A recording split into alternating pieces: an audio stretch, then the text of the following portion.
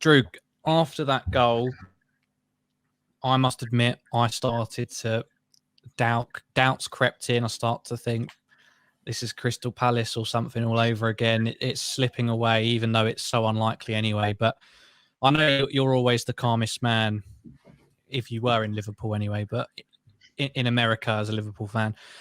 What did you make of it? Because even though I was losing out, I still felt like we were absolutely in control. I mean, the possession stats tell you that.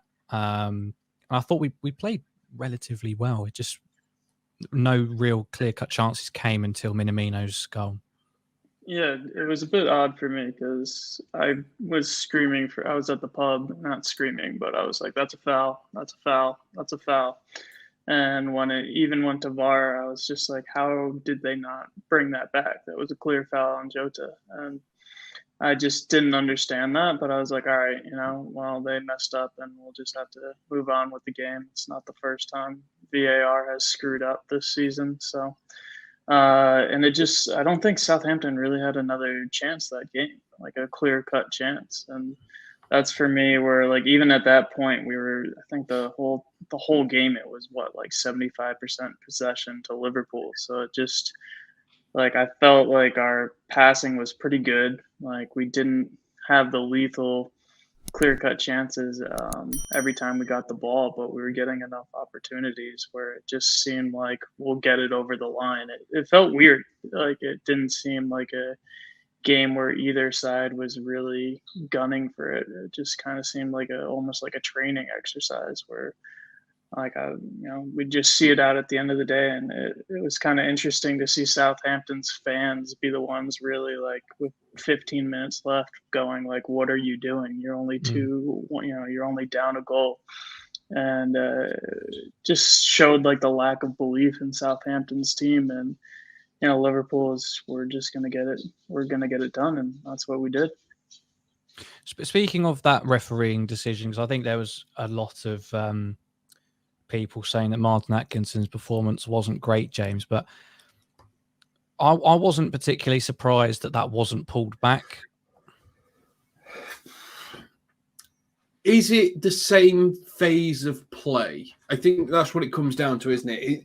Is it all within the same phase of play? And it was one pass away from that counter-attack. So it kind of is the same phase of play.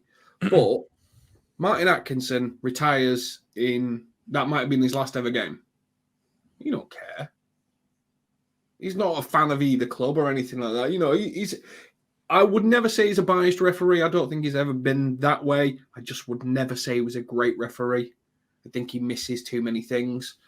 It was non-surprising, and in classic Liverpool way, it is never simple, ever, when it comes down to important times.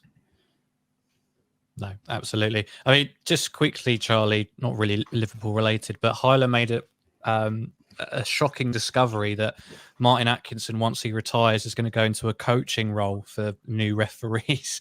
I mean, there's very few referees in this league that anyone likes, and to have those same people training the next generation, it doesn't spell good for the future, does it? No, there's two competent referees in this league, Michael Oliver, and I don't know what the other guy's name is, but he come from the Championship a few years ago. He's like a young one.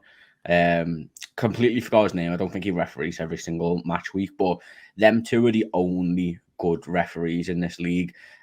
Buzz and Martin Atkinson's retired. Buzz and Mike Dean's retired. Even though, Mike Dean, I have always rated below. I actually don't think he's that bad of a referee compared to a lot of people. I just think he's very theatrical, which a lot of people don't like. John Moss, Paul Tierney need to go next. Who else? There's a list as long as my arm of referees that need to leave this league immediately, because I've always said I would rather constant bad decisions than a bad decision every now and again, because it shows that you're rubbish. But when you're given certain things, like, how aren't you given that as a foul? But I guarantee you, in the next game, he gives that as a foul if it happens again. He was the referee for the Divock Origi one. in the season we lost the league against Manchester United. When that foul happened and Rashford went up and scored on the counter-attack. Yeah, let's just say that it's great for the Premier League that he's retiring. I don't know what you do to coach a referee, because it seems like you just have to not know football. Yeah, it just seems like you have to not know anything about football to be a referee. You don't even have to be fit. Look at John Moss. He's about 50 yards behind the ball every single time. And he's really stringent fitness tests. Yeah, and John Moss, I'm sure he'll say himself, he is not healthy. He is a chunky guy, and as a chunky guy, I'll say that he's on my level. But yeah, look, we all know the referee system needs massively changed in the UK. It's never going to happen, unfortunately.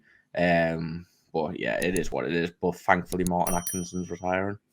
But the problem with the referee system is the people who audit the referees are the referees. So there's no accountability to anyone other than their mates. Yeah. And until the FA grow some balls and go, we're going to bring in this external panel to moderate our referees. And if you're not good enough, you don't get demoted to the championship and we just dilute the quality. You're going to not referee. That's how it improves. Bring in experts, bring in externals. But in any walk of life, in any business, if you self-moderate, it is never successful. Self-moderation is never successful. I think a good point for this as well is when you look at, the other top 5 leagues, how many instances do you see that VAR is, a massive debate? Maybe 2 or 3 times a season that, there's a decision that VAR's maybe got wrong or, they haven't looked at. You get them 3 or 4 times every single week in the Premier League. It's a normal occurrence, and I have always said VAR is never the issue. It is the people running VAR. The referees are not up to the standard that the best league in the world should be doing it. And we see in the Champions League too. Yes, every league referees differently. So, where we're expecting fouls, they're not giving them. Or, for instance, in the Spanish league where they're giving fouls when we don't think it's a foul.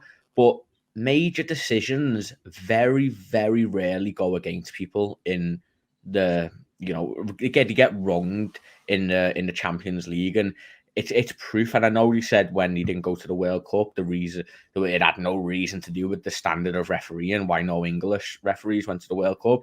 It clearly did.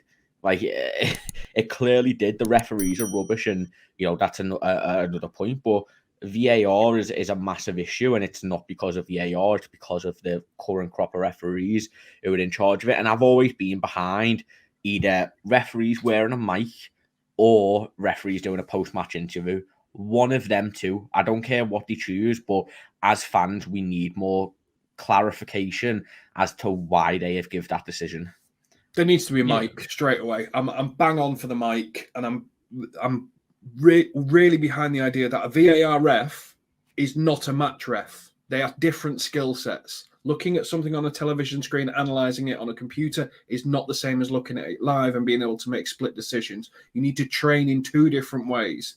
VAR refs and actual referees need to be different, and there needs to be radio communication between them. Like rugby, it's not going to end up in riots.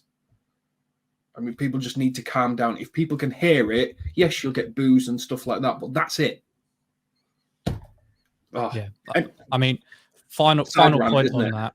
Yeah. I mean, final point on that. I completely agree with what you said about the way that they're self-governed, Mike Riley, and then it's just mates race, isn't it? And, on BT Sport, you've got bloody Peter Walton, that every refereeing decision, they go to Peter Walton asking if they got it right.